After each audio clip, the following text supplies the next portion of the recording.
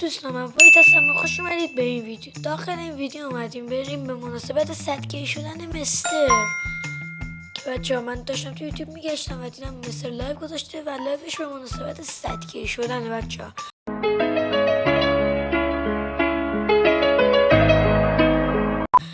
و گفتم آقا مستر دیگه 100K شده و اینجور چیزا، ما هم بریم یه کاری کنیم دیگه. یه ایرانی از کامیونیتی خودمون 100K شده.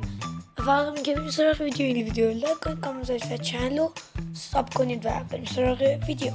آقا همونطور که گفتم من داشتم تو یوتیوب میگشتم و دیدم مستر لایو گذاشته و نوشته لایو به مناسبت 100K. و آقا از اونجایی که مستر 100K شده ما اومدیم بریم هر چالش که دوست دارید بگید من داخل گیم باید انجام بدم، ولی اون چالش رو ولی من باید داخل گیم انجام بدم و جم و اینا میگه دیگه نیست بری تو گیم برام جم بزن. نمیشه جم و اینجور چیزم نباید باشه دیگه. من پول جم ندارم، بدبختم. نه راست میگی؟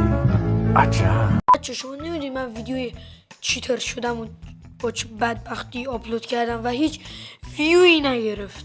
منطقی واقعا همین هر مجازایی دوست دارید بگید و چند بچه یادتون نره بچه هر مجازایی که دوست دارید بگید و جم هم نذارید مجازات جم و همین دیگه. فعلا خداحافظ.